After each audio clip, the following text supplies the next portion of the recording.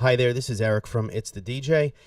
In this lesson, I'm going to show you how you can layer, mix, make, and process your kick drums. So it's very common for people to layer kicks. Here's an example of something that I was working on a little while ago. I know that it sounded good, so I thought, why don't I revisit and publish this for you guys so you can see how you would go about doing this. Now, everything that I'm showing you can be done in any other DAW. This is just where I make my sounds and ideas. I happen to use Machine. There's really nothing fancy going on here. It's all stuff you can figure out, like if you have Ableton or if you use Logic or if you use Fruity Loops or whatever. Play around with certain effects and VSTs that you have to get the same kind of vibe, right? Music will just stagnate if everyone copies each other, so use this as a framework for your own ideas. So what I did is I started out with a kick drum that's going to do the low end sound. So it's going to provide the lows and the oomph, you know, everything under 120 hertz, but more in that maybe 45 to 80 hertz range. That's what I got. The way I've set up the envelopes, so ADSR stands for Attack, Decay, Sustain, Release. Every sampler has something like this. They also have a one-shot mode that's very typical as well. So what I did is I cut the release shorter.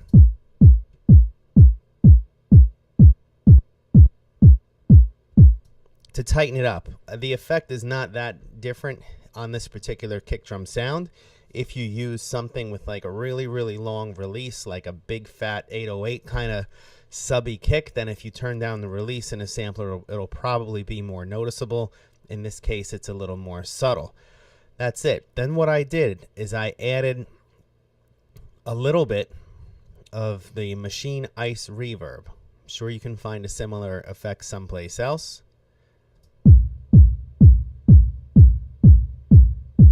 That gives you that boomy warehouse vibe. Now, to add a little punch on top, I have a kick that's accommodating the high attack gritty sound.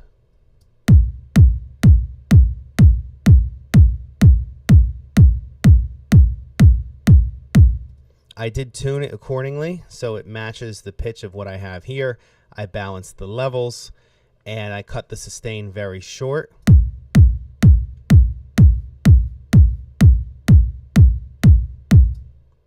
That's that. Now, you can group tracks in Machine. You can group tracks in Ableton. So if I wanted to marry these tracks together and put one compressor or one effect over the both of them, I can do that easily at the group level in Machine.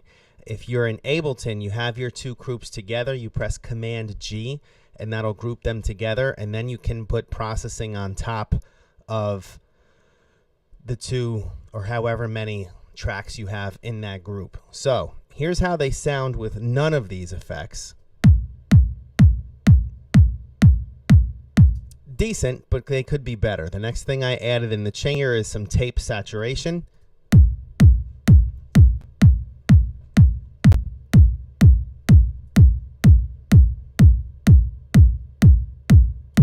And this is just another way to look at what I have going on. So there's many different kinds of tape simulation plugins. I'm a big fan of this one. I'm using it on a brighter tape setting. Some of the tape simulation or the different kinds of tape that you could simulate have a darker or brighter sound. This happens to have brighter. The same thing for the settings over here, the GP9.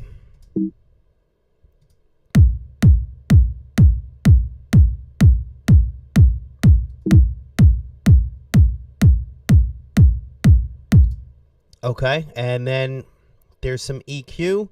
I'm leaving the low end boosted, so there's a little bit of low end boost you're getting out of this.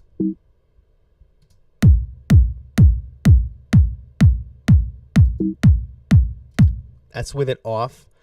So when you see this through and you don't see the meter moving, it's off. So I'll turn it on and off so you can hear.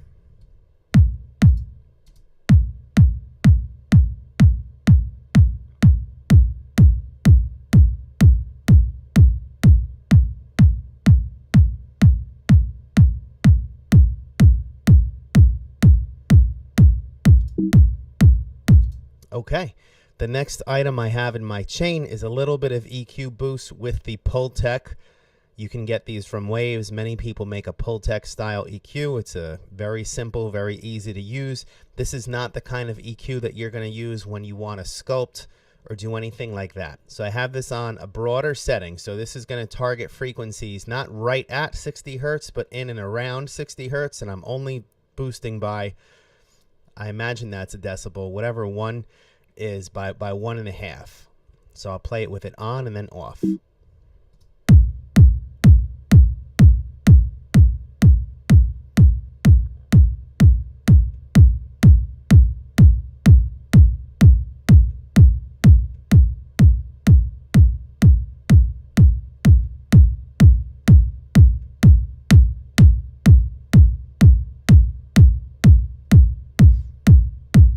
And I left the highs flat. You can hear right there that I boosted it. I just left the highs alone, left it as is.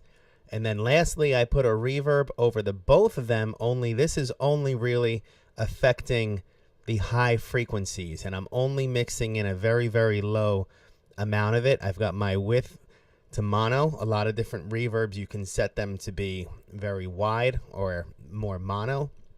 So this is only going to affect frequencies over, what does that say, 360 hertz or something. And I don't have much feedback or a big reverb tail. It's very short, so you can hear it.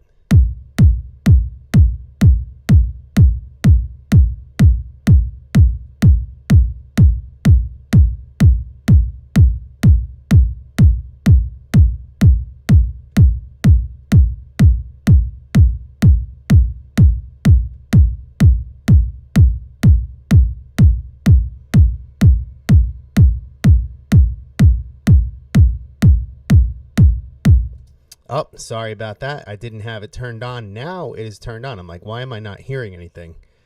Let me just turn some of this stuff back down. And this is going to be very subtle. So I had it around down here. Now listen to it with an on and off. Here's off, the way you were just hearing it.